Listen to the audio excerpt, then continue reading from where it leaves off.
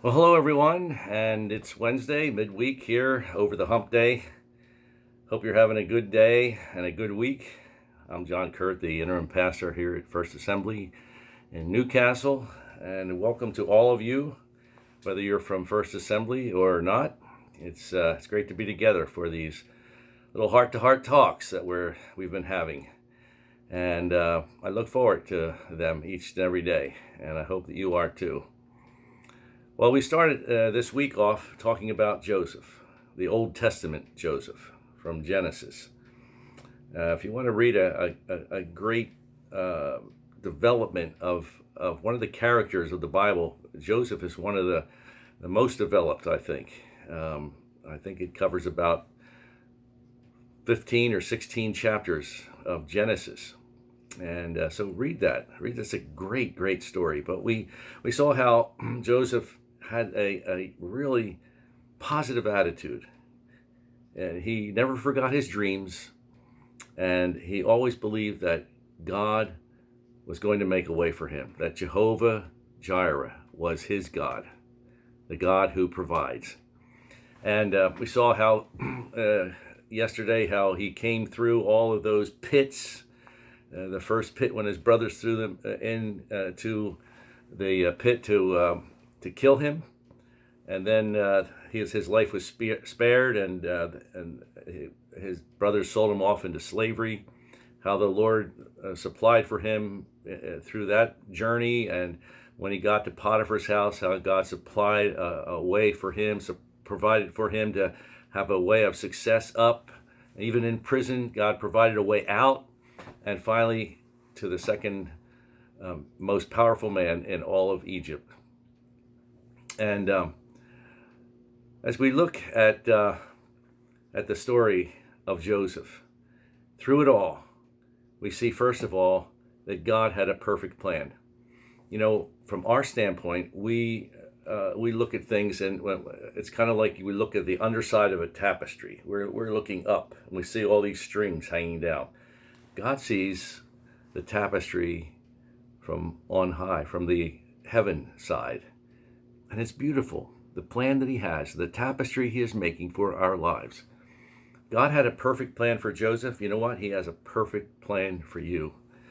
God had a plan to use Joseph to save his family from being wiped out by the famine. And God always has a plan. And he's got a plan for each and every one of our lives. Secondly, God had a perfect timing. The things that happened and when they happened were not just chance. Like, for instance, when that caravan came, when Joseph was in the pit and his brothers were about to kill him, and then all of a sudden this caravan comes along. These Ishmaelites, I think it was, that were coming just at the right time. Think about that. They had probably come several hundred miles from where they were when they originated this caravan. If they had stopped at a watering hole longer, or to rest longer, or had started out later, they would have been too late or too early. But they came right at the exact time when Joseph was about to be killed, and instead of killing him, his brothers sold him off into slavery. Spared his life. That's better than being killed. I'd rather be sold off into slavery than to be killed. So, you see, God always has a perfect timing. And the things that happened to Joseph, and when they happened, were not just chance. They were God's divine appointments. They weren't random, unplanned interruptions, but God's divine interventions. God's divine providence is truly amazing and incredible. So God has a perfect plan, he has perfect timing, and he has perfect circumstances. The things he went through were not easy, I'm sure. And I'm not saying that Joseph was cavalier saying, "Oh, isn't this wonderful? I'm being sold off into Egypt as a slave," or I'm being thrown into jail. No. They weren't easy.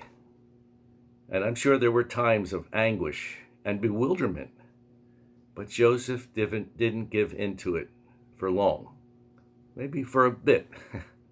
I mean, after all, we're all human. Joseph wasn't superhuman, but he didn't give into it for long. And God had them all these things happen to bring about his purposes. And through it all, Joseph never forgot his God-given dreams. And he really trusted in Jehovah Jireh, the God who provides, the God who always makes a way. Now, I wish that I could say that I'm like Joseph, but I have to be honest, I'm not. I get like those other Bible characters that I mentioned on Monday. I'm way more like them than I am like Joseph. And I think all of us are, if we're really honest. Our faith is pretty lame sometimes when it comes to believing that God is Jehovah Jireh. Because if we really, really believed, we wouldn't be complaining, we wouldn't be whining, we wouldn't be griping or even questioning God. Nor would we worry or be fearful or anxious or discouraged or frustrated and ready to give up so often. If only we would go back and review our spiritual journeys. There are countless times that God has provided, sometimes just in the nick of time. But as I've always said, over and over again through my ministry, God is never too late with too little.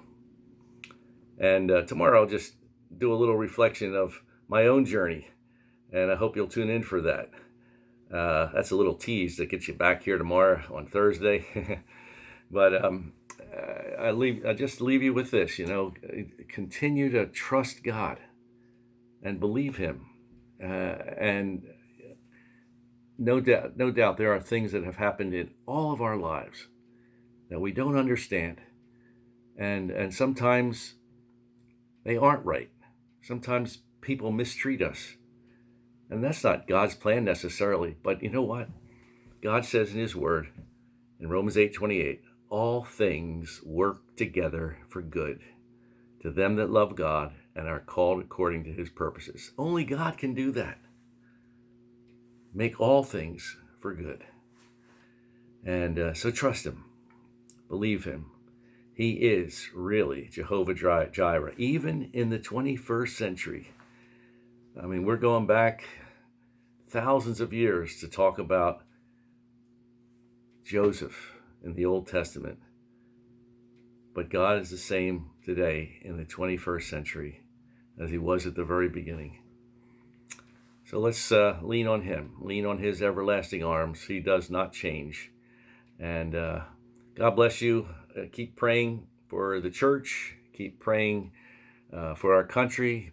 Keep praying for great things in your life and your family and in our church. And I believe God is going to hear and answer prayer. And don't forget to pray for me. I appreciate that. Have a great day. God bless. See you tomorrow.